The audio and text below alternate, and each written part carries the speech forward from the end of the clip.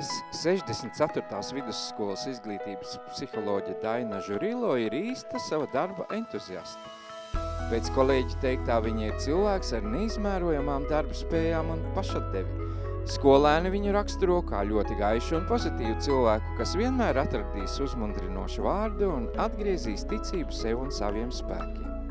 Viņas darbs skolā nav ar olimpiāžu rezultātiem vai diplomiem novērtējams. Tas ir vērtējams sajūtās. Es domāju, ka es varu mierīgi teikt, ka Daina ir mūsu skolas eņģelis. Viņas kabinets atrodas visaugstāk, bet mēs, ja ir tāda vajadzība, vienmēr tur uzkāpsim. Un ja mēs esam satikuši Dainu, tad diena ir izdevusies, jo viņa vienmēr smaida, viņa vienmēr ir atsaucīga, sirsnīga, mīļa un nekad neatsaka palīdzību ne kolēģiem, ne skolēniem, ne vecākiem. Es domāju, ka Dainīt, tu esi to pelnījusi, un mēs sirsnīgi tevi sveicam ar šo balvu. Paldies tev liels, ka tu esi!